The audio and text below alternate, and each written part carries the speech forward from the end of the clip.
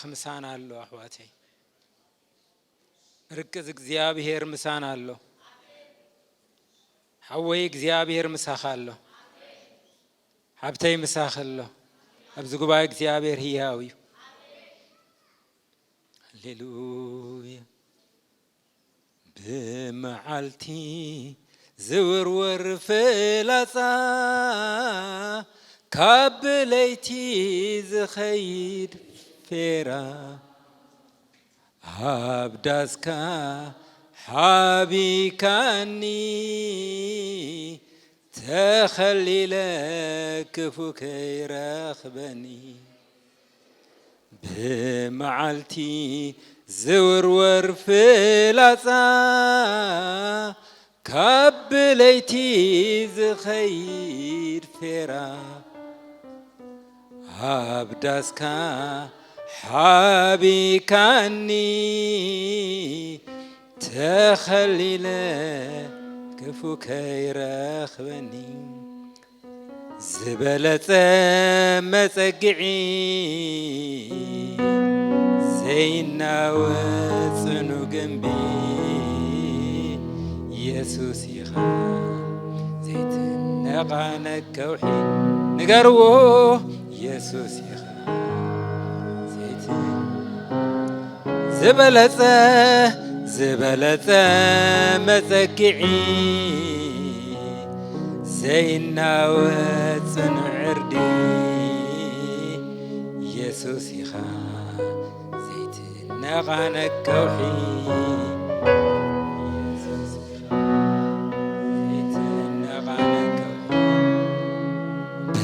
معالتي زور ورفلصا كابليتي زخي فيرا عبداسكا حابي كاني تخليلك فكيرا زبلت مسقعي زينا وصن عردي يسوس يخا زيت نعانك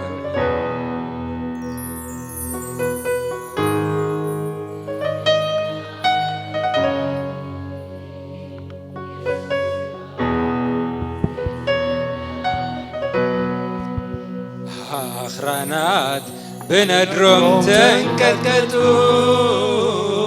عينا وطن እግዚአብሔር مسايو عبت برتع من وازلو بدأني لونت كايو آخرانات بندرم تنكتكتو عينا وطن እግዚአብሔር مسايو عبت برتع من وازلو زهدأني لونت كايو زبلت مسقعي زينا وصنع جنبي يسوس يخا زينا غانك كوحي يسوس يخا زيتنا غانك كوحي يسوس يخا زيتنا غانك كوحي آخرانات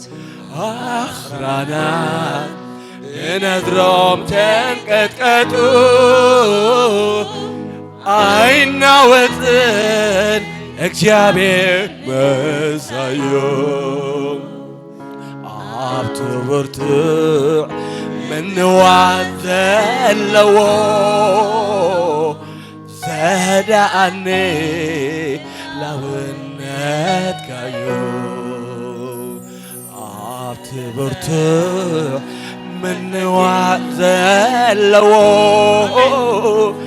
زهدأني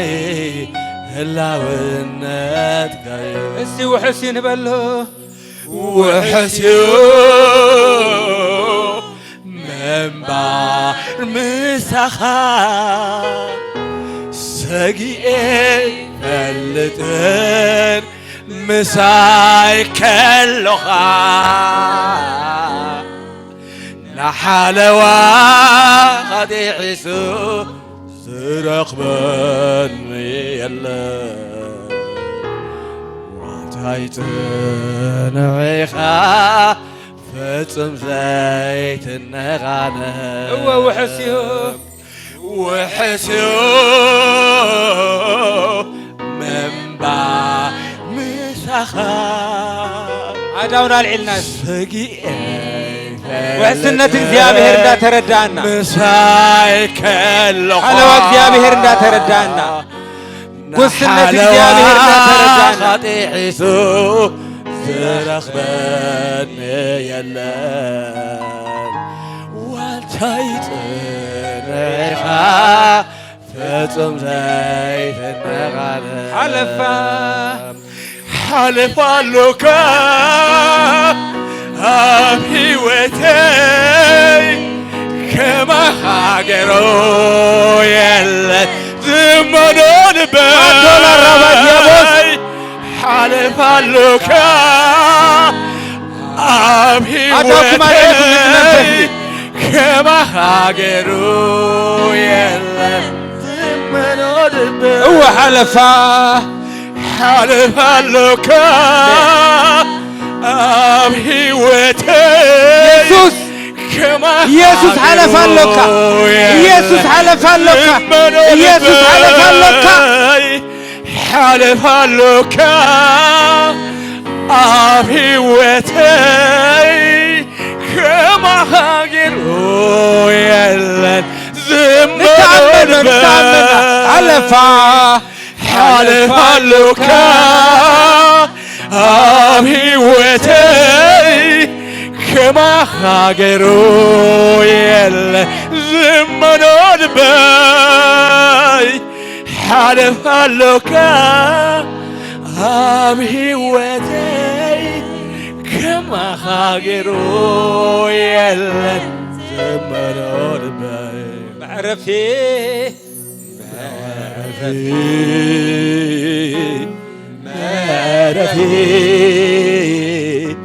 يسوس حقنيا معرفي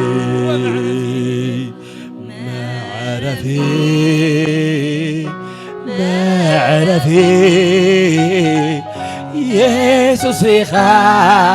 حقنيا معرفي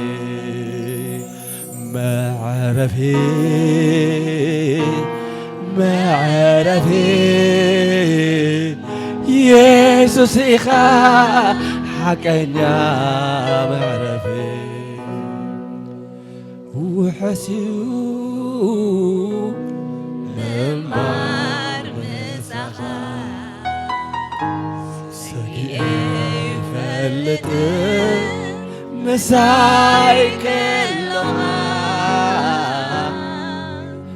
نحلوا قد حسوس زرخبن يلا وعتايتن عيخا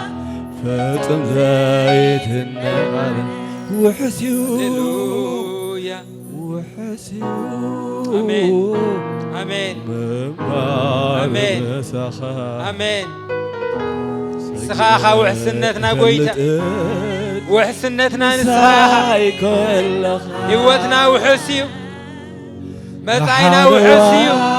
تسفانا وحسيو تاريخنا تلوت كاقويتا وعتايتن عيخا فتصم زيت النغانة معرفي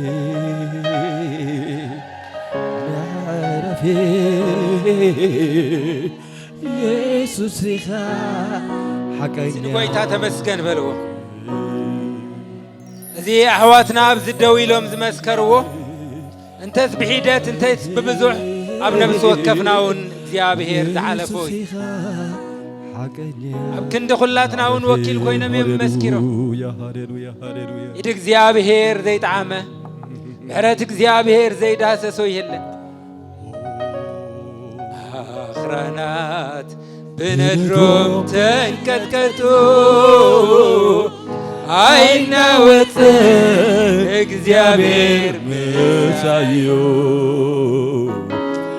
አትብርቱዕ ምንዋት ዘለዎ ዘዳአኒ ህላውነትካዩ አኽራናት ብነድሮም ተንቀጥቀጡ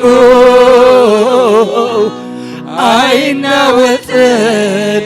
እግዚአብሔር ምሳዩ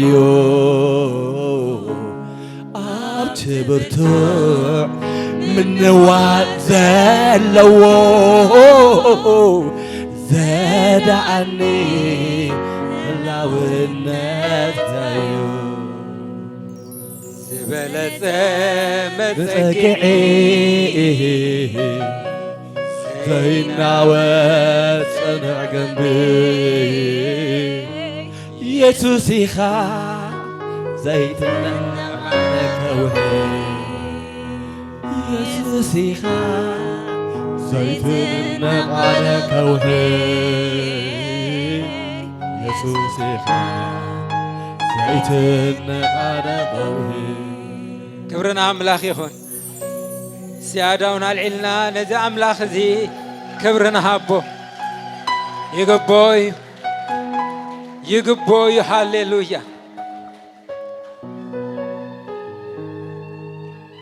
ስለምንታይ ነቲ ህያውሲ ኣብ ማእኸል ሙታን ትደልዮ ኣለኽን ንሱስ ተንስኡ ኣቡ የለን ናተይ እናትኩምን ዓወት ናተይ እናትኩምን ሓለዋ ናተይ እናትኩምን በረኸት ናተይ እናትኩምን ዓቕሚ ኣብ ኢየሱስ ሞይቱ ኣይተረፈን ንሓይሊ ሞት ስዒሩ ኣብ የማን ኣምላኽ ከቢሩ ኣሎ እሱ ብኽብሪ ዘሎ ስለዚ እግዚኣብሔር መስገን ብኩሉ ህይወትና ውሑስ እዩ ኣብዚ ምድሪ እዚ ውሕስነት ኣለና ኣብታ ትመጽእ መንግስቲ እውን ውሕስነት ኣለና ኢየሱስ ክርስቶስ ጎይታ እዩ ጎይታ ንባርከካ ኣለና ንስምካ ንዕብዮ ኣለና ንስኻ ምሳና ስለ ዘለኻ ብምሕረትካ ትኸበና ስለ ዘለኻ ተኣባታዊ ፍቕርኻ ስለ ዘይተፈለየና ምኽሪ ጸላኢ ከንቱ እንዳገበርካ ታሪኽና እንዳሓደስካ መመሊስካ ድማ ናባኻ ተቕርበና ስለ ዘለኻ ጎይታ ነመስግነካ ኣለና መንፈስ ቅዱስ ዝጉባኤ እዚ ናትካ እዩ ደጊመ ስለ ዝጉባኤ ክብሪ ይበካ ኣለኹ ብኩሉ ዝዛረቦ ዘበለ ንስኻ ክትረዳእኒ ከምቲ ንስኻ ዝሃብካኒ ክዛረብ ከናፍረይ ክትቆፃፀር እዚ ጉባኤ እዚ ድማ እግዚኣብሔር ኣቦ ከምቲ ንስኻ ትደልዮ ክሰምዕ ኣዛኑ ክትኸፍት ኣነ እውን እንዳተዛረብኩ ንርሰይ ክመሃር ክትረዳእኒ ይጸልያ ኣለኹ እሙን ኣምላኽ ሕያው ኢኻ እሞ ክብሪ ኩሉ ንኣኻ ንበይናኻ ይኹን ብስም ኢየሱስ ኣሜን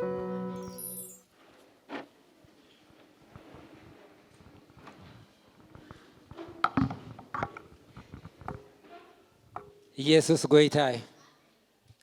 ክብርነት ልዑል እግዚኣብሔር ይኹን እዚ ዕድል እዚ ካብ ረኸብኩ ፓስተር ጆሲ እንኳዕ ሕጉሰካ እንኳዕ ብሰላም መጻኻ እንኳዕ ገጽካ ረኣና ኩልኹም ስድራ እንኳዕ ሕጉሰኩም ከም ማሕበር ኣምላኻ እንኳዕ ሕጉሰና ሓውና ዩኒ ዮርዲ እግዚኣብሔር ረዲእዎ ንሱን ከምዚ ኢሉ ደው ስለ ዝበለ እንኳዕ ሕጉሰካ እንኳዕ እግዚኣብሔር ረዳእካ ከም ማሕበር ኣምላኽ ድማ እንኳዕ ኣምላኽ ረዳእና እዚ ምሕረት እግዚኣብሔር ስለ ዝኾነ ኣይንለምዶን ኢና መመሊስና ክብሪ ክንቦ ኢና እሱ ጥራይ ኣይኮነን ነብሲ ወከፍ መስክር ተዝበሃል ሲዩ ኩሉ ብዛዕባ ህይወቱ መመስከረ ኣብዚ ደው ኢሎም ክምስክሩ ከለዉ ሲ ናይ ኩላትና ወኪላት እዮም ኢለ ክብርና ኣምላኽ ይኹን ኩላትና እግዚኣብሔር ብምሕረቱ ዶ ኣቢሉና ስለ ዘሎ ስለዚ ጎይታ ዓዚዙ ይባረኩም እግዚኣብሔር መመሊሱ ጸጋ ይሃብኩም ንኽብሩ ዶ መባል ይኹነልኩም እግዚአብሔር ይመስገን ሎሚ ጎይታ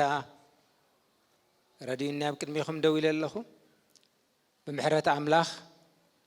ሓደ ጽሑፍ ሓቢርና ክንርኢና ዳርጋ እዚ ሰሙን እዚ ብተኸታታሊ ገሊኡ ተባሂሉ እዩ መዘምራን ወንጌል ወሲዶም ለዮም መስከርተ ኸ በዓል ፓስተር ጆሲን ዮኒን ካ አፋሪቆም ለዮም ታ ጊዜ ኸ ተፋሪቃ ስለ ዝኾነት ሓጊዞም ነዮም ክብርና አምላኽ ይኹን ኢየሱስ ጎይታይ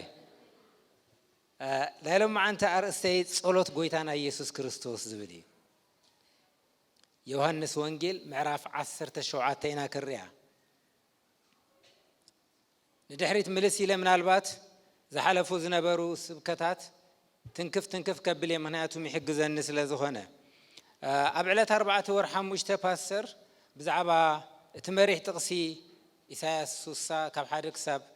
6 ዘሎ ብርሃንኪ መጽኡ ክብሪ እግዚአብሔር መጽኢልኪ እሞ ተንስኢ ብርሂ ብዝብል ነቲ ዓመታዊ መሪሕ ጥቕሲ ከካፍለና ከሎ ሓደ ነገር ይብል ነይሩ ቅድሚ መብራህ ምትንሳእ እዩ ዝቅድም ኢሉ ቅድሚ መብራህ ገዛ ርስኻታይ ትኸውን ኣለኻ ካብቲ ብርሃን ክትካፈል ኣለካ እግዚአብሔር ይመስገን ስለዚህ ከምት ዘለናዮ ተንሲና ክንበርህ ማለት ክርስቶስ አባና ክርአ ማለት ከም ዝኾነ ተማሂርና ክርስቶስ አባና ክርአ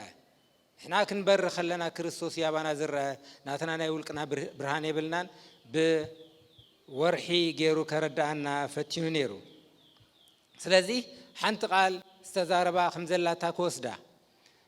ክርስትና ነቲ ዝተገበረልካን ዝኾንካዮን ቁኑዕ ግብረ መልሲ መሃብ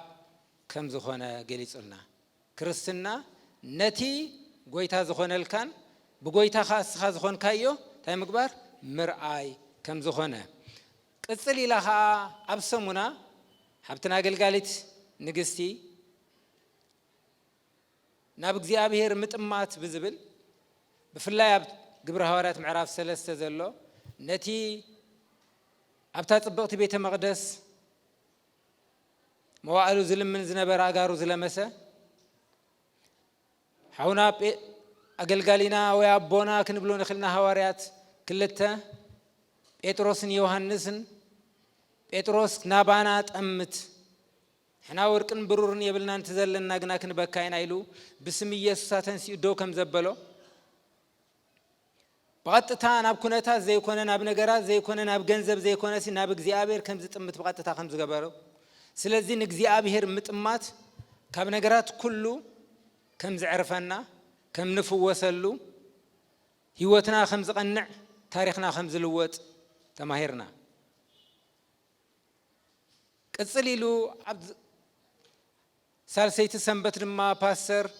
ሓይሊ ስም ኢየሱስ ምፍላጥ ብዝብል ኸዓ ኣብ ኢየሱስ ክርስቶስ ሕጂውን ፎከስ ገይሩ ስለዚህ እንድሕርቲ ተኸታታሊ ትምህርቲ ንሪኦ ኣለና ኮይናስ ናብ ኢየሱስ ገጽና ክንጥምት ናብ ኢየሱስ ገጽና ክነስተውዕል ናብ ኢየሱስ ገጽና ክንምለስ ዝገብር ትምህርትታት ከም ዝነበረ ተረድኤ ስለዚህ ስም ኢየሱስ ሓይሉ ምፍላጥ ፈውሲ ከም ዘምጻልና ሰላም ከም ዘምጻልና ተማሂርና እግዚአብሔር ይመስገን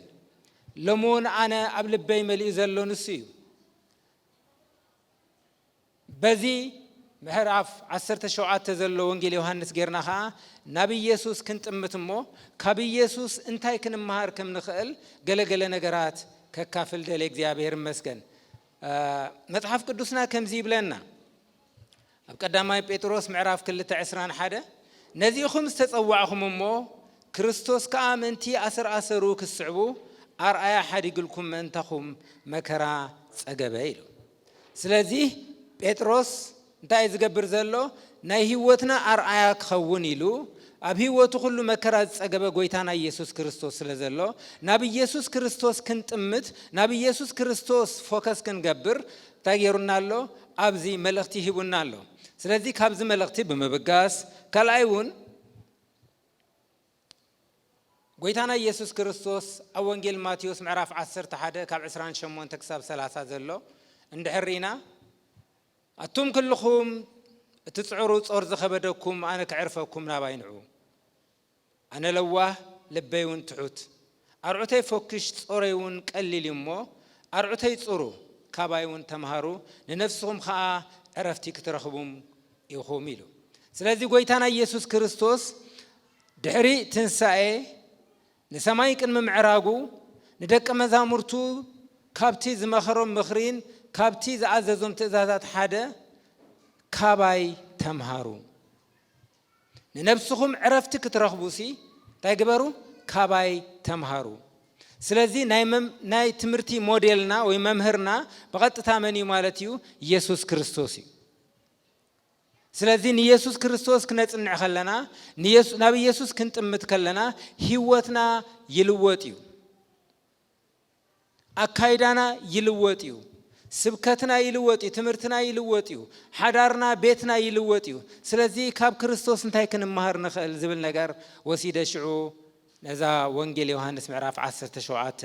ክሪኣ ፈትየ ማለት እግዚአብሔር ይመስገን ዕብራውያን ምዕራፍ 1 ካብ 1 ክሳብ 2 ከምዚ ይብል አምላኽ ብዙሕ ሰዓን በብዙሕ መገድን ቀደም ነቦታት በነቢያት ገይሩ ምስ ተዛረቦም ኣብ ዘንድሕር መዓልታት ንኣና በቲ ወራሲ ኩሉ ዝገበሮ ብኡን ዓለም ዝፈጠረ ወዱ ገይሩ ታይገበረና ተዛረበና ስለዚህ ናብ ካልእ ኣይኮንናን ክንከይድ ሕጂውን ናብ ቃሉ ኢና ክንመጽእ ኣብቲ ናይ መወዳእታውን እግዚአብሔር በቃሉ ገይሩ ተዛሪቡና በወዱ ገይሩ ተዛሪቡና ማለት በቃሉ ገይሩ ተዛሪቡና ስለዚህ ናብ ቃሉ ኢና ክንመጽእ ኢየሱስ ክርስቶስ ጎይታ እዩ ስለዚህ ንውሕ እኳ እንተበለት ሓቢርና ወንጌል ዮሐንስ ምዕራፍ 17 በሐንሳብ ክነንብባ ኢና ምናልባት ነውሕ ጥቅስ በሐንሳብ ብዙሕ ግዜ ስለዘይነንብብ ክትነውሐና ተኸልያ ግን ናይ ግድን ከዓ ኣድላይት ስለዝኾነት ኢየሱስ እዚ ተዛሪቡ ኣዒንቱ ናብ ሰማይ ቋሕ ኣቢሉ በለ ወአቦ ሕጂ ታ ግዜ በፂሓ ነዞም ዝሃብካዮ ኩላቶም ናይ ዘላለም ህይወት ምንቲ ክቦምሲ ንወድኻ ኣብ ልዕሊ ስጋ ዘበለ ምልኪ ሂብካዮ ኢኻሞ ንሱ ምንቲ ከኽብረካስ ንወድኻ ኣኽብሮ ኣምላኽ ሓቂ ንስኻ በይንኻ ምዃንካ ነቲ ዝለኣካዮ ኢየሱስ ክርስቶስ ክፈልጡ ናይ ዘላለም ህይወት እዚኣ እያ ኣነ ነቲ ክገብሮ ዝሃብካኒ ግብሪ ፈጺመ ኣብ ምድሪ ኣኽበርኩኻ ወኣቦይ ሕጂ ድማ በቲ ዓለም ከይተፈጥረት ኣባኻ ዝነበረኒ ክብሪ ኣባኻ ኣኽብረኒ ነዞም ካብ ዓለም ዝሃብካኒ ሰባት ስምካ ገለጽ ኩሎም ናትካ ነበሩ ንኣይ ሃብካኒ ቃልካውን ሓለዉ እቲ ዝሃብካኒ ዘበለ ኩሉ ካባኻ ምዃኑ ሕጂ ፈለጡ ኣነ ዝሃብካኒ ቃል ሃብክዎም ንሳቶምን ተቐበልዎ ኣነ ካባኻ ከም ዝወጻኹ ድማ ብሓቂ ፈለጡ ንስኻ ከም ዝለኣካኒውን ኣመኑ ኣነ ምእንትኦም እልምን ኣለኹ ናትካ እዮም እሞ ምእንቲ ዞም ዝሃብካኒ እምበር ምእንቲ ዓለምሲ ኣይልምንን እየ ኩሉ ናተይ ናትካ እዩ እቲ ናትካውን ናተይ እዩ ኣነውን ኣባታቶም ከበርኩ ደጊምሲ ኣነ ኣብ ዓለም ኣይነብርን እየ ንሳቶም ግና ኣብ ዓለም ኣለዉ ኣነውን ናባኻ መጽእ ኣለኹ ቅዱስ ኣቦይ ነዞም ዝሃብካኒ ከማነ ሓደ ምእንቲ ክኾኑ ብስምካ ሓልዎም ኣነ ምሳታቶም ኣብ ዓለም ከለኹ ብስምካ ሓለኽዎም ነዞም ዝሃብካኒ ተኸናኸንክዎም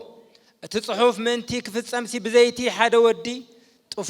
ጥፋኣት ካባታቶም ዝጠፈአ የልቦን ሕጂ ግና ናባኻ መጽእ ኣለኹ ሓጎሰይ ኣባታቶም ምእንቲ ክፍጸም ድማ እዛ ኣብ ዓለም እዛረብ ኣለኹ ኣነ ቃልካ ሃብክዎም ከምቲ ኣነ ካብ ዓለም ዘይኮንኩ ንሳቶምን ካብ ዓለም ኣይኮኑን እሞ ዓለም ጸልኣቶም ካብቲ ኸፉ ክትሕልዎም እምበር ካብ ዓለም ክተውጾም ኣይኮንኩን ዝልምን ዘለኹ ከምቲ ኣነ ካብ ዓለም ዘይኮንኩ ንሳቶምን ካብ ዓለም ኣይኮኑን በቲ ሓቂ ቀድሶም ቃልካ ሓቂ እዩ ከምቲ ንኣይ ናብ ዓለም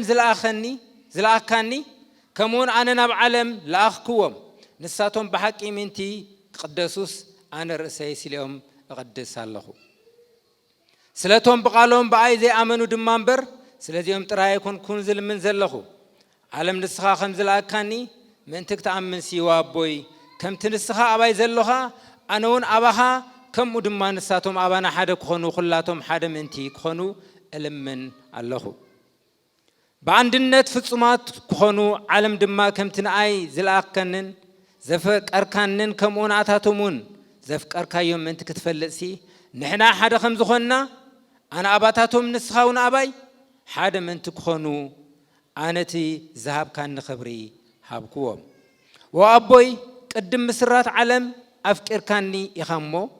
أزوم ذهب كاني نتي ذهب كاني كبري من تكريس أبتي أنا زلخو ونساتهم أبو مسايكلو أدلي اللخو صادق أبوي على ما يفلت أتكان أنا قنا فلت أكالله أزياتهم نسخة خنزل أكاني فلت أمالو أتابع أذفكر كان فقري أباتاتهم أنتي كتكون أنا ونباتاتهم سمكا أفلت أمالله كفلت أمون إيه يا بهير مسكن أزيد صحف زي كاو قطر حادة جميرنا كسام موداتا إسران شديشن اندحرينا يو قويتانا يسوس كريستوس زيت الليو تصالوتي قويتانا يسوس كريستوس بزوح جزي أبكرن بينو مشت ويخاليتي تصلي نيرو أبستفل عليه بوتا يتصلي كم زنبرنا يتصروت أبنت كم زخونة متحف قدوس يمرنا إذا تصالوت زي أغنى يوحنس كتصحفلنا خلو قال متحف قدوس ما مهران كزاربو خلو إذا تصالوت زي أما أخلهم كم زي تصليهم كلهم اندا سمعوا كلهم كأندا رأيو كم زي تصليو متحف قدوس ما مهران يزاربو كابتن تصالوتات قويتانا يسوع كريستوس تصليو تصالوتو خا اتازنو حت تصالوتيا سلازي قال ما مهران ازي ناي قدسته قدسان تصالوت يبلوو ناي قدسته قدسان تصالوت يبلوو سلامنتاي ناي قدسته قدسان تصالوت يلوم يسميوو ازي تصالوت ازي قلقليو اندحرينايو حجون እግዚአብሔር ንወዱ ጎይታና ኢየሱስ ክርስቶስ አኽቢሩ አብየማን አምላኽ መሰቀመጦ ሕጅውን ስለና ይልምን ስለዘሎ ሕጅውን ስለና ይማልል ስለዘሎ እዚ ሊቀ ካህንና ጎይታና ኢየሱስ ክርስቶስ ሕጅውን ስለና ይጽል ስለዘሎ ስለዚህ መስዋዕት ተሐሒዞም እዚ ናይ ሊቀ ካህን ጸሎት ወይ ኻና ቅድስተ ቅዱሳን ጸሎት ኢሎም ይገልጽዎ بتعم زجرم نذا صحف زياك تجمر كلاريكم عند حركونكم أو قصري حدا يسوع إذا تزاربو أعنتو نفس ما يقحبلو بلا لا تجمر نذي تزاربو قبل كلو كرمي يستزاربو زربا مسرت غير يزارب زلو سلازي قويتانا يسوع كريستوس أزي صلوت أزي كتصلي كلو حجون نتن ثلاثة وانجيلات أبجمة أتيوم نعم تعرف قدوس ما مهران حجون بذي السماعو أنا هون أبو السماع معه قويتانا يسوع كريستوس إذا صلوت إذا كتصلي كله دحري درار قويتا إذا نحدش كدان دمائيو إذا خاص جايلو مسقرسة دحريو زي تتصلي صلوتيو سلازي قويتانا يسوع كريستوس إذا صلوت إذا كتصلي خلو إندا فرحن دار عادة زي كونه بجنة يتصليوه مخنياتهم أمعرف عسرت شديشته قطري ثلاثة اندحريخمو أباي سلام من تكترخبو إذي نجركم أب عالم أبى باللكم جنا أجهم أنا العالم سعيرية أيلي جمر كبرنا عملاق يخون قويتانا يسوع كريستوس نزل صلوت ذيك تصليه خلو سعراي كوين مبر تسعراي كوين يكون تصليه فرحوا الرعيدو زي كونسي بحاجوس يتصليه زي الله كبرنا عملاق يخون يسوع كريستوس قويتايو سلازي نعوت صلوت يلهم يقلصوه نعوت صلوت كبرنا عملاق يخون بتعم زجرم أبزي أحجون ملس كبلكم كم زيات بالقالة لا بتقطر حدا كلتن حجي أتاجيزي بسيحة حجي أتاجيزي بسيحة حجي تاجيزي بسيحة زبلا زلو أتاجيزي مسكالي أتاجيزي موتيا أتا جزء سقايا أتا أخلي الشوخ زدفع الله أتا قنو زوجة الله أتا دمو زفس الله أتا بفطرته طف ذبها لله أتا زوارد الله جزء أتا جزء بسيحة بتعم زقرم أبي يوحنس معرف عسرت شديش أنا جير وميو كلكم نسخم قريبكم نكتخديكم أبوي ترى مساي تصنح حلوة بينو زخون الله جزي إنداز حسبي نمسك الملسي لنا نتأمت إذا تسألوت زي نمسك لنا تأمتها تسألوا تسألوتي أمسك الزحال فوسقاي إن حسبه دموك زاري كلون نحسبه نمسكال كسكم حيل سينو ببترين بمغرفتن بموقعتن دمو قول كم زملؤ نحسبه كابو كدحن زي كونه كابو كهدم زي كونه نزي النحسبه نزلنا رأي كم زي ليو صليو نزوم ذهب كايو كلاتهم نايزل العالم هيوت منتي كبومسي نودخا قبل على سغا زبله ملكي كايو خمو نسو منتي كخبركاس نودخا اخبرو احواتي ابزي از زارب زلوس نودخا اخبرو يلو زارب زلو غيزي بصيحا يامو نودخا اخبرو كبل كلوسي كابتا مسقل الي يرو تخون كافت مغرفت الي يرو تخون ايفال انتاي دا غويتا ام مسقل يخبر مخنياتهم ابو نابز مدرزي زلاخو اب كنداين اب كنداخان بجاك خون سلازخونه እግዚአብሔር ابو زخبر يسوع ክርስቶስ በጃናክ حلف كلوي يسوع ክርስቶስ سقايناك سكم كلوي ابو زخبر يسوع ክርስቶስ መከራና ከወስድ ከለው ኢየሱስ አቦ ዝኸብር አብ ክንደ ኃጢያትና ኃጢያት ከውን ከለው አቦ ዝኸብር ንሞት ሲዒሩ ክትንስ ከለው አቦ ዝኸብር ዛዕባ ሞቱን ትንሳኤን ይዛረብ ዘሎ ኢየሱስ ክርስቶስ ጎይታይ ስለዚህ ናብ ዝርዝር ቅድመ ምእታወይ አበርባዕተ ከፊለ ነዝ ነገር ዚክሪኦ فتينا اللهم نالبات نسخمون قال أنا جركبكم وموت جدي من البات هذه أخيلوني أبغى زاخو متان كتريوه أبربعته بقيلي اللهم قدامي ما مجمرات صلته بزعبا جزار وسيتسليو بزعبا جزار وسيتسليو انتايلو تسليو قدامي أبز مدرزي نجزي أبي ربو كخبره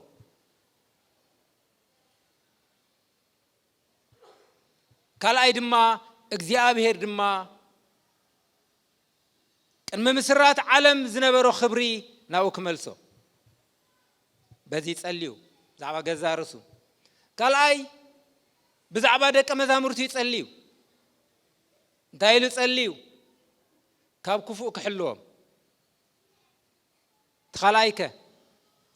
بحق يقدسوا كاب كفوك حلوهم بحقها قدسوا سالساي بزعباتهم دقه مزامرتون اناون طرنيفون خلاتنا بزعباتهم بسمو زدحانو زبلو بزعبا حدنت يصليو بزعبا حبرت يصليو باندنت ፍጹማን መታን ክንከውን ከምቲ እግዚአብሔር አቦ ምስ እግዚአብሔር ወልድ እግዚአብሔር መንፈስ ቅዱስ ዘለውም ሓድነት ንሕናኻ በሓድነት ፍጹማን መታን ክንከውን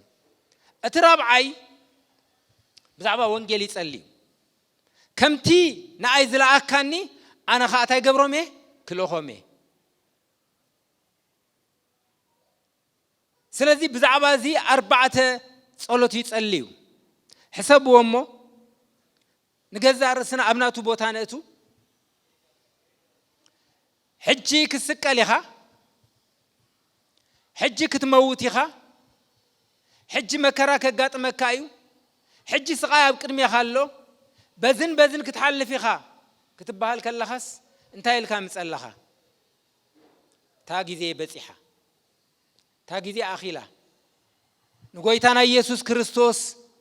زخبدو نا እግዚአብሔር ክብሪ ታይ خبدك حج نقولتنا ኢየሱስ ክርስቶስ ዝኸበዶ ናይ ደቀ መዛሙርቱ ቅድስና እዩ ንጎይታና ኢየሱስ ክርስቶስ ዝኸበዶ ኣብዛ ክፉት ዓለም ይገድፎም ስለዘሎ ሓለውኦም ንጎይታና ኢየሱስ ክርስቶስ ዝኸበዶ ሓድነትና ንጎይታና ኢየሱስ ክርስቶስ ዝኸበዶ እቲ ወንጌል ምቕጻል እንታይ ኸቢዱና ኣሎ ሕጃብ ለብና ናብ ጎይታና ኢየሱስ ክርስቶስ ናይ ጸሎት ነጣመት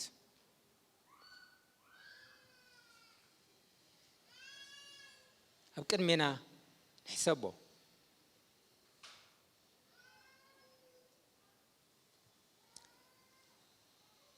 እቲ መግረፍቲ ንሕሰቦ እቲ መውጋእቲ ንሕሰቦ እቲ ጥራይካ ምውፃእ ንሕሰቦ እቲ ዕርቃንካ ምውፃእ ንሕሰቦ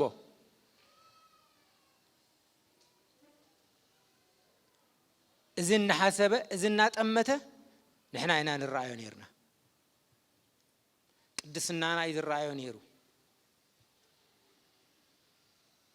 ሕብረትና እዩ ዝረአዮ ነይሩ ወንጌል እዩ ዝረአዮ ነይሩ ኣሕዋተይ ብዛዕባ ገዛእ ርእስኻ ምፅላይ ሓጢኣት ኣይኮነን ብዛዕባ ገዛእ ርእስና ክንፅሊ ፅቡቕ እዩ ግን ብዛዕባ ገዛእ ርእስና ክንፅሊ ከለናሲ እቲ ንፅልዮ ኣርእስትስ ንኽብሪ ኣምላኽ ይምጥን ዶ ኣምላኽ ዝኸብረሉ ዶ ኸውን እቲ ንገብሮ ዘበለ ኩሉ ብስም ኣምላኽ ንኽብሪ ኣምላኽ ክንገብሮ ከም ዘለና መጽሓፍ ቅዱስ ይነግረና ጎይታና ኢየሱስ ክርስቶስ እታ ሞተይ እውን ንኽብርኻ ትኹን ይብል ኣሎ እታ ስቃየይ እውን ንኽብርኻ ትኹን ይብል ኣሎ እታ ዝሓልፋ ዘበለ ኩሉ ንኽብርኻ ትኹን ይብል ኣሎ ኩሉ ዝገብሮ ዘበለ ኩሉስ ንኽብርኻ ክኾነለይ ይጸልይ ኣለኹ ኣብ መወዳእታ እውን እኮ ደምሪ ይጽዩ ግን ፍቓድካ እምበር ፍቓደይ ይኹን ንኽብርኻ ይኹን ኢሉ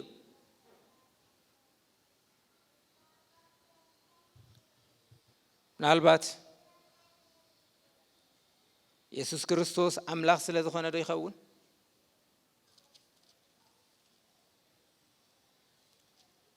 ጳውሎስ ከንታይ ኢሉ ጸልዩ ይኸውን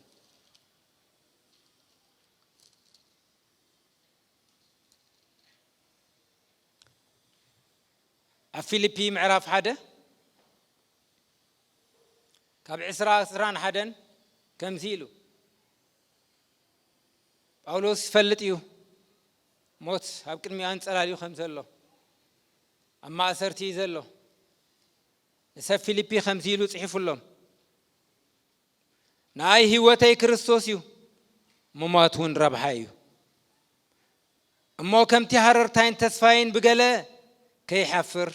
ከምቲ ኩሉ ሳዕ ሕጂ እውን ብትብዓት ደኣ ብህይወት እንተኾነ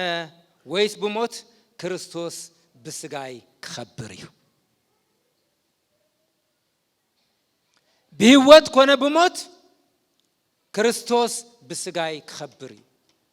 ስለዚ ናተይ ጸሎተይ ድልየተይ ባህገይ እንተስ ብህይወት እንተስ ብሞት እግዚአብሔር ይኽበር ብላለሁ አሜን ዶ ይኹነልና እንተስ ብምንባርና እንተስ ብምሟትና እግዚአብሔር ይኽበር ንርእስና ነቢርና ንርእስና ካብ ምሟት እግዚአብሔር ይድሕነና አንተ ባረኸኩም ኣለኹ ንርእስና ነቢርና ንርእስና ካብ ምሟት እግዚአብሔር ይሰውረና ንእግዚአብሔር ነቢርና ንእግዚአብሔር ምሟት ይኹነልና ቀፂሉ ከምዚ ኢሉ እቲ ብስጋ ምንባረይ እዚ ፍረዕዮ እንተ ኮይኑ ኣይናይ ከምዚ ሓሪ ኣይፈልጥን በተን ክልተ እዚኣተን እጭነቕ ኣለኹ ንኣይ ኣዝዩ ዝሓይሽ እዩ እሞ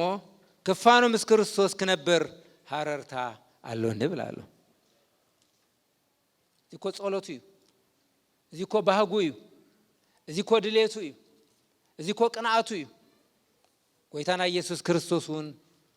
ቅንዓተይ ድሌተይ እግዚአብሔር ኣብ ህይወተይ ክኸብር እየዝደሊ ይብላ ኣሎ ካልኣይ ጢሞቴዎስ ጳውሎስ ከምዚ ኢሉና እታ ናይ መወዳእታ ናይ ምፍናው ደብዳቤው እዚኣ እውን ሞት ከም ዝመውት ምስ ፈለጠ ጢሞቴዎስ ምዕራፍ ካልኣይ ጢሞቴዎስ ምዕራፍ 4:6 أنا سكاب حجي سوى اللخو أتابع عالتي مسنباتي بس إحيا أمو ويتانا يسكرسوس تايلو تاجيزي بس إحيا تانا مسنبات تانا يمودا بس إحيا أبزيون باولوس تايبلالو تاجيزي بس إحيا سناي قرل تقادي لأتقويا ودي نتأمنت حلي دقيمسي قويتاي نسو تصادق فرادي بتام عالتتيا زهبني أخليل صدقي تنبير لالو إذا قنا نتوم مجهادو زفكرو خلاتهم دايمبر ناي تراي أيكونني بلالو سلازيك زيابير يبلالو باولوس أنا معلت مسواي أخي لالا أنا أمنتي حلي قوياي ودي خيد اللخو سلازي بموتي زيابير خبري أنا خابو خبري موتي كنتو يكونن عسب اللو سلازي إذي نأي تراي زتوها بتسفاي كونن يبلالو نخلهم قدوسان زتوها بتسفاي سلازي أحواتي قويتا أبي وتنا يخبر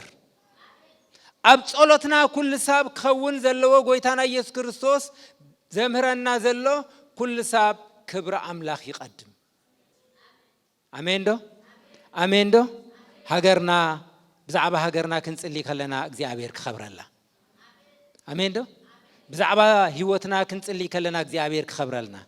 بزعبة حدارنا كنت اللي خلنا أجزاء خبر لنا بزعبة أقل قلوتنا كنت اللي خلنا أجزاء خبر لنا أجزاء يخبر إذا كبري تبل أبزي تجلس أزلا أبو إنجيل يوحنا معرف 10 شعات بخلته ملكي تجلس أزلا أتحنتي قدم مسرات عالم زنبرن خبري أخبرني زبل زلو إذا أملاخ النتو يزارب زلو ملك باريا وسيدو سجا لبيسو أبز مدرزيك إن من ورادو بسجا زخفلو واجاك إن من بارو أمولو زمانات السنة ذا العالم أملاخي سلازي أزي نا أملاخ النتو بحر يزارب زلو أبعون كتسلي له 50 له إذا ذهب كاني ناتكا نبرو ناي هاب كاني مش الحكي كل ناتكا ناتيو تناتكاون ناتيلو أحواتي أبزيا ناي ترداني قويتانا يسوع كريستوس نجزي أبي ربو كل ناتكا ناتيو كل ناتي ناتكا يتبلا مول أملاخي أنا جن جزارتي 5 أبل كل ناتي ناتكا يهوتي ونوسيكا كل ناتو جنا ناتي يكونن مخنياتهم السنة أملاخ نت بوزيشنيو أنا ذي بتحلني أنا ذي ملكتن اللو السو أملاخي قويتانا يسوع كريستوس كله ناتو إيو مخنياتهم معرى أملاخي يلو قال كسيابير معرى أملاخ كلوسي تاي كم مزع كيرأيو ملك عبارة وسيدو سلازي نحنا قنا كله ناتكايو هيوتي وناتكايو آمين دو سلازي إذا هيوتي ونسخة خبر الله نبلو كبر الليمبر بايدس يبلكا زمني كله وسدو ناخا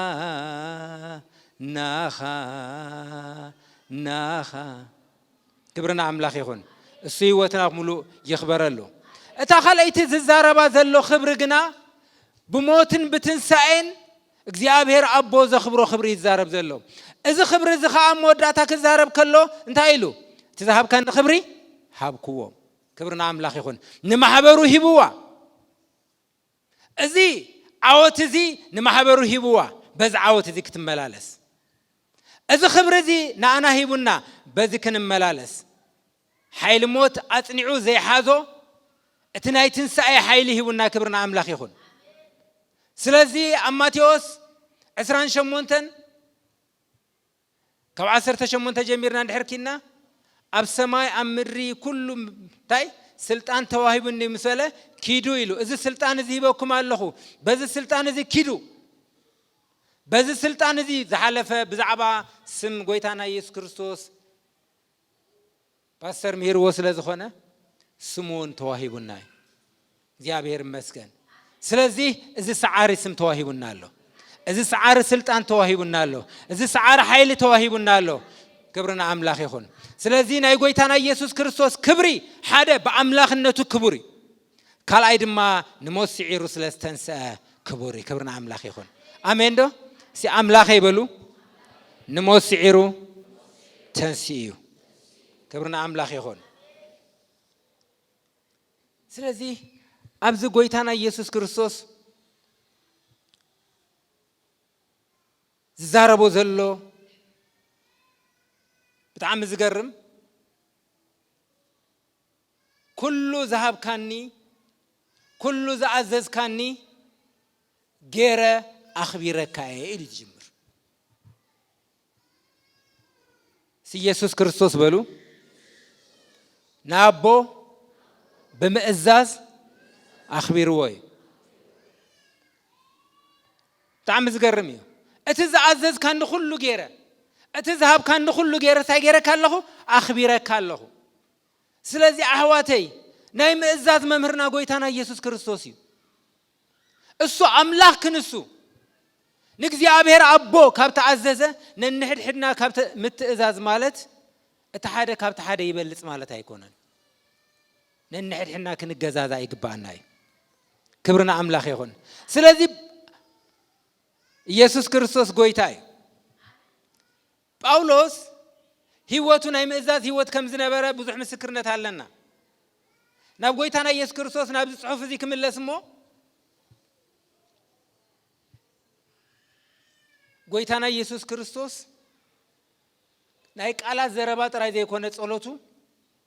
በምእዛዝ ህይወቱ እዩ አርአያ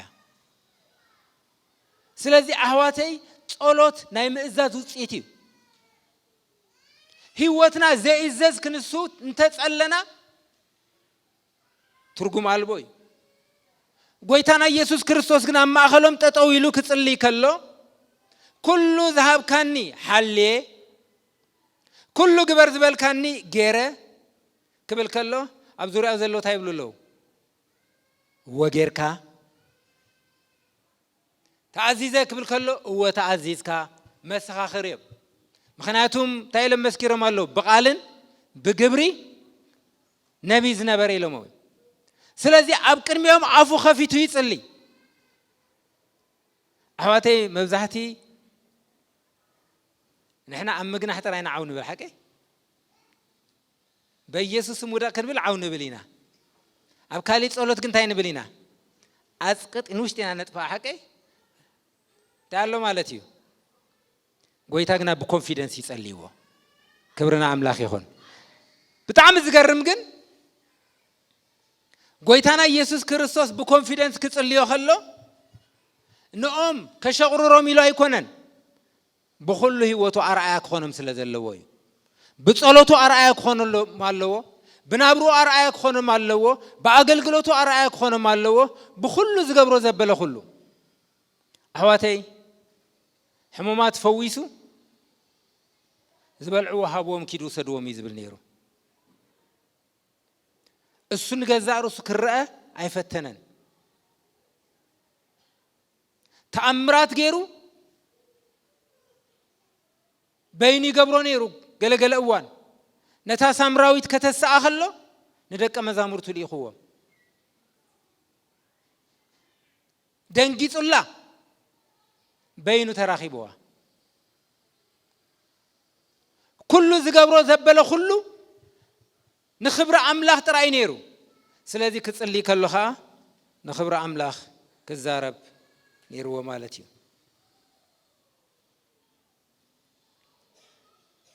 እግዚአብሔር ስሙ ይባረኽ ክብርነቱ ልዑል ኣምላኽ ይኹን ስለዚህ ጸሎትና እንታይ ዝብል ዘለኹ ክብሪ ኣምላኽ ነቐድም ሰለስተ ነገራት ካብዚ ኣነ ተማሂረ ቀዳማይ ናይ ጸሎትና ቀዳምነት ወይ ድሌት እግዚአብሔር ዝኸብረሉ ኣገልግሎት ናብራ ህይወት ክህልወና ክኸውን ካልኣይ ድሌትናን ሃቐናናን ኩሉ ንኣምላኽ ምኽባር ክኸውን ሳልሳይ ጎይታና ኢየሱስ ክርስቶስ ማዕረ ኣምላክ ክንሱ ነቦ ካብ ተኣዘዘ نستيستل آخر لعيوها أمون كوينو كافتصمه أنا نسخمون أم إزاز هيوت كوينا كنصلي أزي تماهيره حجونا أبزو كنت كلو كلمة علتا يكونن أبزا كنت زي أخلو زعبا دك مزامور تصلي بزعبا دك مزامور تصلي كاب عالم كتوصهم زي كونس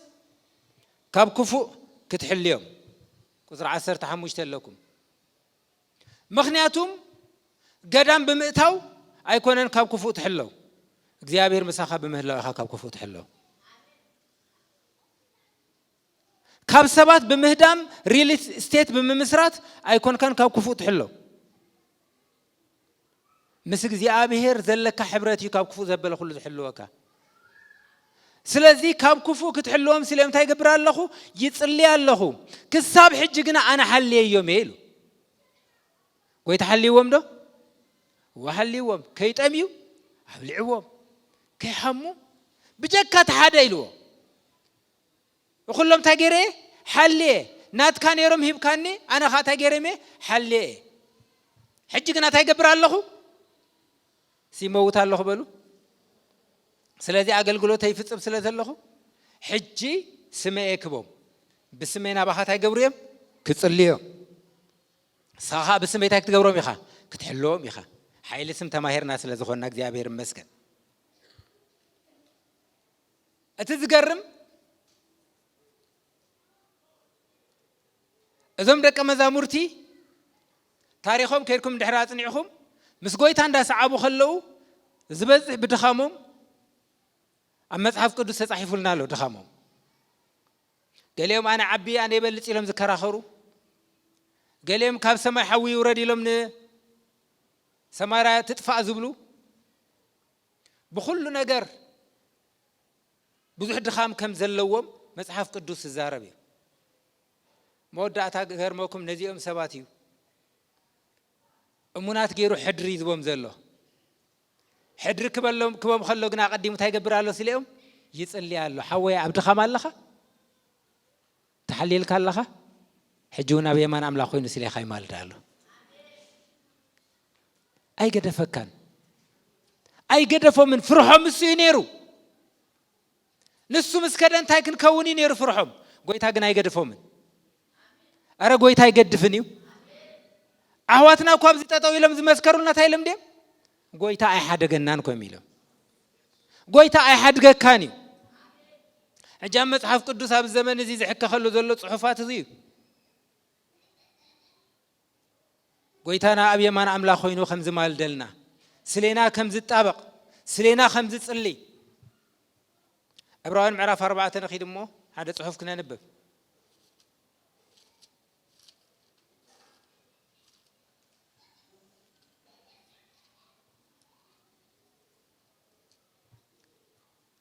كم زي بالإግዚአብሔር مسكن كو 14 تجميرو دقيم بزي حاتياسي بخلو 5 خمانة أتفتن ينبر بدخامنا كدنقصلنا زي لخل ليك أكهانات يبلنا نمو بسمايا زحلف عبي ليك أكهانات يسوس ود أملاك كابزهلونا مأماننا نصنع سلازي محرات من تكنقبل بغزي صباو نردي زخون صقا كنركب بتبعات نابزفان صقا تقرب امين دو زدنقص ليك أكهان لك انت دخمكا كبرتعكاي انت ودكا كتنساكاي نابكالي اداوكاي تلعل ناب غويتا تملس እግዚአብሔር ክረዳካይ ሮሜ 8:34 ከምዚ ይብላሉ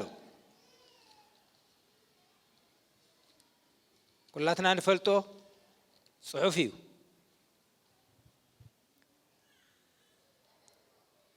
እቲ ዝኹንን መንዩ ክርስቶስ ኢየሱስ እቲ ዝሞተ አረካም ሞታን ኳ ዝተንሰ አብየማን አምላክ ኮይኑን ምእንታና ዝልምን ዘሎ ሲምንታና ዝልምን ዘሎ በሉ ስለዚህ ምንታኻ ዝልምን ምንታኻ ዝማልድ ኢየሱስ ክርስቶስ አብየማን አምላክ አለካ ስለዚህ አብዝ ምድር ዝኸለው ሐልየየም ሕጅውን እግዚአብሔር አቦ ሐለዋኻ ብልዕልዮም ይኹን ይብላሉ ቀጽሉ ግና ሓደ ጸሎትኻ ጸልዩ قدسوا قالك حقيو بقالك تايغبرم قدسوا أحواتي كرسنا أب كرسنا قدسنا أورا نغري أورا ስለዝኾነ ጎይታና ኢየሱስ ክርስቶስ ዝጽልይ ዘሎ بتعم زغرم زحقوس بتان كن قدس مجمران غويتانا ኢየሱስ ክርስቶስ ከም ግል መድኃኒና ገርና መቀባል ይዘድሊ ድሓር ድማ ኣብዚ ምድር እዚ ክንመላለስ ከለና በቅድስና ክንመላለስ ዘኸለና ሰለስተ ነገራት አሉ ቀዳማይ ተቃሉ ሐቂ በቃሉ ገይሩ ይቅድሰና እተኻልአይ እግዚአብሔር አምላኽ ሐቂ ኢየሱስ ክርስቶስ ሐቂ ንሱ ስለ ቅድስናኻ አበማን አምላኽ ደው ዝበለ ሕጁን በጸጋናው ቅረብ ቅድሰካይ ሳልሳይ እትነ ሐቅ መንፈስ ተባሂሉ ለመንፈስ ቅዱስ ሰለስተ ሐቂ እትነ ሐቅ መንፈስ ቅዱስ ድማ ምሳኻ ናብ ሐቅ ዘበለ ሁሉ ክመርሃካ ክመኽረካ ክምዕደካ ጋይድ ገብረካ ምሳና አሎ አሜን ዶ ሲ መንፈስ ቅዱስ ምሳ ያለው ዝብል ክብርና አምላኽ ይሁን ስለዚህ ቅድስናና ግድ ስለዝብሎ እግዚአብሔር ቃሉ ሂቡናሎ ብዛዕባ ቃል አምላኽ ዘለና ምርዳ አነ እዚያ ጽሑፍ እዚያ መሰንበብኩ ብጣዕሚ ይገሪሙኒ አብኢና ስለዝሐዝናዮ ተራ ነገር ይመስለና ኢየሱስ ክርስቶስ ካብት ዝዓበ ሓደ ሚሽን ቃሉ ጽሩ ይመጽዩ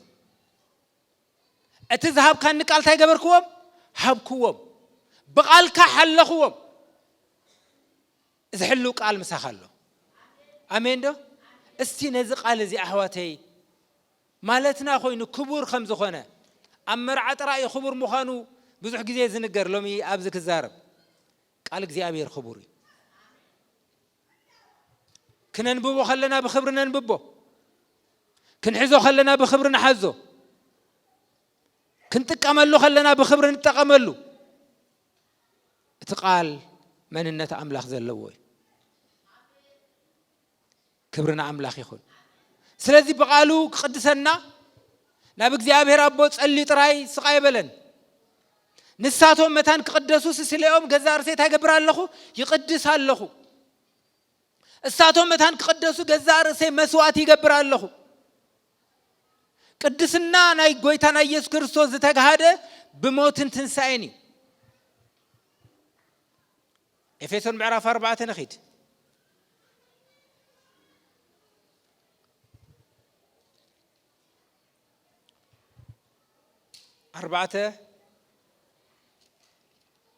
عسران سلسته بتنا أمره منفسكم كتحدثوا مو مسبله أتبنا حق صدقن قدسنان بملك عملاخ أتفتر حدش سبيله إذا حدش سب بملك عملاخ بقدسنا كفتر داقم كولد قويتانا يسوع كريستوس أم مسكال قدسنا ناخوينولنا قدس كخونا يكلني ኢየሱስ ክርስቶስ ይተራዩልና ቅድስናና ኢየሱስ ክርስቶስ እዩ አሜን ነው ስለዚህ ንሕና በቅድስና ክንመላለስ እግዚአብሔር ተዝኸበረ ቃሉ ሂቡና ለዝብል ዘለኹ ካልአይ እቲ ዝሃብካኒ ክብሪ ሃብኩዎም ኢሉ ክብሩ ሂቡና ሳልሳይ ስምካ ገለጽ ኩሎም ኢሉ ስሙም ጥራ ስም ናይ እግዚአብሔር ጥራ ይኮነን ገሊጹልና ባህሪ ናይ እግዚአብሔርን ይገሊጹልና እግዚአብሔር አቦ አግሂዱልና እቲ ኣብ ሕቅፉ ዝነበረ ዘይኮነ ዘሎ ሓደ አምላኽ ኢየሱስ ክርስቶስ ንእግዚአብሔር አቦ ታይገርጎዩ አግሂድዎዩ ስለዚህ ንኢየሱስ ክርስቶስ ክንሐስብ ከለና ንእግዚአብሔር አቦ እናራአና ጥራይ ዘይኮነ እሱ ጥራይ ዘይኮነ ኻ ባህሪው ኻ መቂሉና ኣሎ በቅድስና ክንመላለስ እንታይ ገይሩና ኩሉ ካብኡ ኮይኑልና ባህሪኡ ተማቂልና ኣለና መንፈስ ቅዱስ ድማ አባና ሓዲሩሎ ኢየሱስ ክርስቶስ ጎይታይ አረ ኢየሱስ ክርስቶስ ጎይታይ ቀዳማይ ተሰሎንቄ ምዕራፍ 4 ካብ 3 ጀሚረ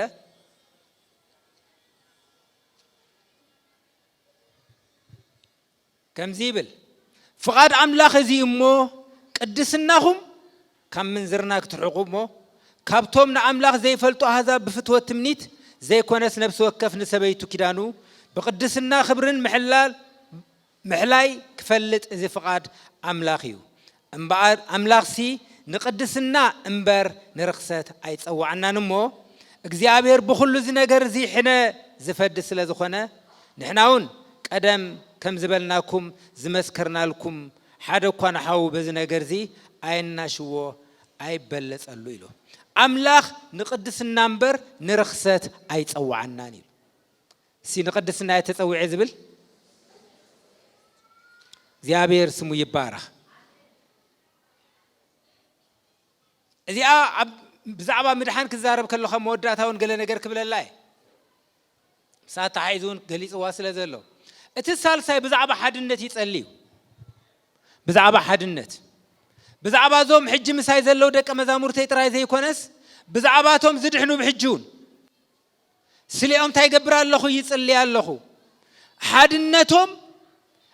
የገድሰኒ እዩ በሓድነቶም እዮም ነዚ ዓለም እዚኣ ታይ ዝገብርዋ ዝምክትዋ በሓድነቶም እዮም ንጸላእይ ታይ ዝገብርዎ ዝቃወምዎ በሓድነቶም እዮም ንኣና ኣርኣያ ዝኾኑ ሓወይ በልዎ ጥቃኹም ዘሎ እግዚአብሔር ኣባኻ ይርአ ኣሎ ዶ እግዚአብሔር ኣባና ዝረአየላ መገዲ ኣብዚኣ ተገሊጻ ዘላ ከምቲ ንስኻ ኣባይ ዘለኻ ኣነ ድማ ኣባኻ ንሳቶም ድማ ኣባና ምዃኖምሲ በአንድነቶም ክረአዩ ይዝብል ንሕና በአንድነት ንመላለስ እንድሕር ኣለና ኮይና ብርግጽ እግዚአብሔር ምሶም ኣሎ በሃል ስለዚህ ወንጌል ከይሰበካ ከለኻ ወንጌል ይስበኽ ኣሎ ከምቲ ያዕቆብ ጽሒፍዎ ዘሎ ግና ነንሕድሕድኩም ክትናኸሱ ዝብል ነንሕድሕድኩም ክትዋግኡ ዝብል ነንሕድሕድኩም ክትበኣሱ ዝብል እዚ ንእግዚአብሔር ምስሊ ዘበላሹ እዩ መልክዕ እግዚአብሔር ዘበላሹ እዩ መልክዕ እግዚአብሔር ሓድነት እዩ መልክዕ እግዚአብሔር ፍቅሪ እዩ እሱ ስለ ዝኾነ ድማ ሮሜ ምዕራፍ 5:5 ፍቅሪ ኣምላኽ ኣብ ልብና ፈሲሱ ብፍቅሪ መታን ክንተሓሓስ ስለዚህ ነዚ ፍቅሪ እዚ ብማእሰር ሰላም ጌርና ክንሕልዎ ከዓ ተጋደሉ ተባሂሉ ብማእሰር ሰላም ጌርኩም ክትሕልዎ ታይግበሩ ተጋደሉ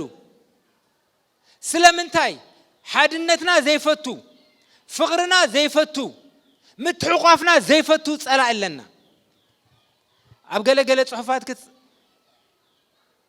ዋላ ትማሊ ኣብ ዝነበረ ፕሮግራም መራሕና ይዛ ሃገር ዋላ ዝተዛረቦ ኣብ ገለገለ ሃገራት ኢሉ ናይ ምፍልላይ ምኽንያት ቤተ ክርስቲያን ኢሉ ሕጂ ብዛዕባ ሓድነትኩም ክሰምዕ ከለኹ ዝተሓጒሰ ኢሉ እግዚአብሔር ናይ ሓድነት ኣብነት ዶ ይግበረና አንታ ሰምዑን ኣለኹም ዲሁም ከም ሃገር ንሓድነት ምኽንያት ዶ ይግበረና ካብ ዓሌት ካብ ዞባ ካብ ፖለቲካ ምፍልላይ ወፂናሲ ናይ ሓድነት ሰባት ዶ ይግበረና በቃ ብዛዕባው ጸልዩ ሕጂውን ኣብ የማን ኣምላኽ ኮይኑ ብዛዕባ ሓድነትና ይማልዳሉ ኣውራ ነገር እዩ ምኽንያቱም ኣብ ማርቆስ ክዛረብ ከሎ ጎይታና ኢየሱስ ክርስቶስ ከምዚ ኢሉ ነንሕድሕዳ ዘይትሰማማዕ መንግስቲ ኣይትጸንዕን እያ ስለዚህ ቤተ ክርስቲያን ማሕበር ኣምላኽ ናይ ምጽናዕ ሚስጥር ኣብ ሓድነት እዩ መንፈስ እግዚአብሔር ዝዓየ ኣብ ሓድነት እዩ ክብሪ ኣምላኽ ዝግለጽ ኣብ ሓድነት እዩ ስለዚህ ብዛዕባ ሓድነት እግዚአብሔር ግዲ ካበሎ ጎይታና ኢየሱስ ክርስቶስ ኣብዚ ናይ ጭንቂ ሰዓት ኣውራ ገይሩ ካብ ጸለየሉ ጸሎት ኣርእስትና ክኸውን ኣለዎ ኣሕዋተይ ግን ሓደ ግበረና እንዳበልካ ኣይኮነን ሓደ ጌርካና ኢኻ ኢልካ ኣይትጅምር ሓደ ግበረና ዘይኮነሲ ሓደ ጌሩና እዩ ነቶም ርሑቃት ዝነበሩ ነቶም ቀረባት ዝነበሩ ኢሉ ኸማና ኤፌሶን ብዛዕባ እስራኤላውያንን ብዛዕባ ኣህዛብን ታጌሩና እዩ ብመስቀሉ ታጌሩና እዩ ሓደ ጌሩና እዩ ኣብዚውን ካብ ዓለት ካብ ቋንቋ ካብ ዞባ ኣውፂኡ ብመስቀሉ ሓደ ጌሩና እዩ ስለዚህ ሓደ ስለ ዝኾንና ኢና ብሓድነት ንመላለስ ሓደ ክንከውን ኢልና ኣይኮነን ፍልላይና ኣርሒቕናሲ ሓደ ንኹን ኣይኮንኩን ዝብል ዘለኹ ፈቲኻ ጸሊእኻ ሓደ ኢኻ ንጎይታ ዝተቀበለሲ ንጎይታ ኣሚኑ ዝተቀበለ حادنة أملاخي خاتقبل كازلخ እግዚአብሔር ሲ ሓደ እዩ ኢልካ ተቀበል ካዘለኻ ኦ እስራኤል ስማ አምላካ ሓደ አምላኺ ጎይታና ኢየሱስ ክርስቶስ ሓደ ኢና ይብላሉ ስለዚህ ንሱ አባና እحنا ድማ አቡ አሜን ዶ እዚ ምፍል ላይ ከም ማህበር ይርሕቆ አራ ይርሕቆ አሜን አራ ይርሕቆ ሕጂና ወንጌል ካአቱን አፍታ ረብዒቲ أبزي أنا خلنا كرخبني بتعمز جرم حدا صحف كان ببالكمي بزعوا ونجيل كزارب كلخو تاقوتر تيا حبيرنا كنن ببا تاقوتر عسران حدا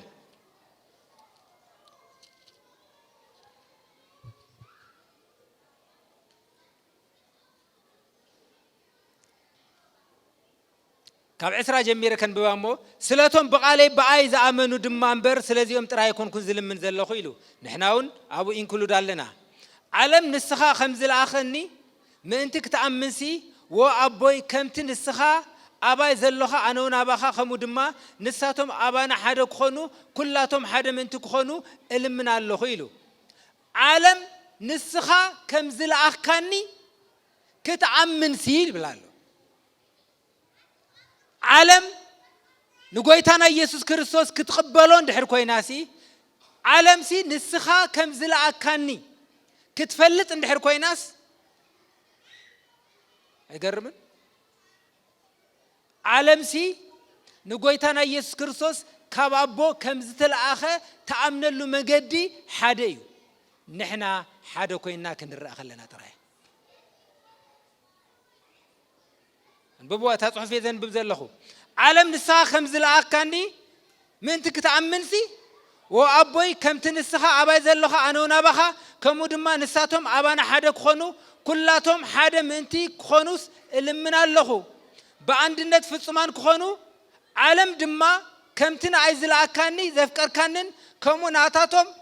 كم زفكر كيوم من تكتفلت سي سأملا خافكيرون نزبل أملاخ أفكيرون نزبل أنا خلت يدي موتا علمك أملاخ كم زفكركم يفلت دو أملاخ كم زفكركم يفلت اندحر الله خينو أمانغو قدسان حدنت كم زلو اندحر ترائي زبل زلو نعلماوي خوف بالكاسي أب كستو شرش زلو ويخا كستو حاو كي مسلكا خمزي تبل اندحر الله خينكا أوكي تايد بلكا أزي فقر أملاخ يبلون فقر أملاخ يبلون بعلها خاتم الزلخة على ما يكون تنتم الزلة فقر أملاخ يبلين يا خاتم الزلخة فقر أملاخ ندحر لك خوينو حادنت هلني خاتم الزلخة بحادنتكم يخم وانجيل تسبكوا يزبل زلو بمفل لايكم أيكون وانجيل زسبخ بتعمز قرم أتام عكني تتقمت عزلا كم تنعي استي كم تبلو بدي أقول ده كم تبلو استي كم تبلو كم تي أبو ليسوع كريستوس ناب عالم زل آخو لك بعم عكني يسوع كريستوس خانا أنا ناب عالم ليخنا سلذي يسوع كريستوس هذا مدرك ملالس كله أبو مسايلو على تراي زي كونه هلونا مسو خمزلو أجهدو أنا نسخو منك كمتي كريستوس عبو مسو خمزلو نحناها عملاخ مسانا خمزلو نرئي الله مقدي انتايا أمنا نحد حدنا زلو فقري أمنا نحد حدنا فقري يزحلالو ويزحلالو سلامنتاي إذا عبازي كنسر حلو يقبعناي كنت اللي يقبعناي نابق قالو كن ملس يقبعناي ننسى نملس كم بيت خريستيان نا إرترا نملس ناب حدنت نملس ناب فقر نملس كريستوس حدا غيرناي إذا حدنت يو نسيطان دغز عطو إذا حدنت يو ننبسات ناب بيت أملاخ زمصه اتا قداميتي محبر أملاخ حبيروم يصليو حبيروم معدي قرسو حبيروم دما نقالو يتغو سلازنبرو ابصص صباح دما نفسات يوسخم نيرو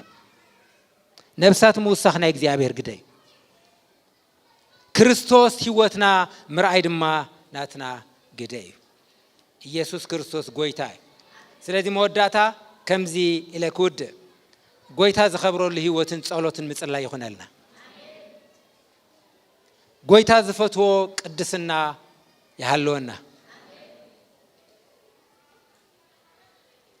ስለ ሕብረትና ስለ ሓድነትና እንጸሊ በሓድነት አርአያ ንኹን በሕብረት አርአያ ንኹን ወንጌል መንግስት አምላኽ በሓድነትን በሕብረትን ኮይና ንመስክር ንጸሊ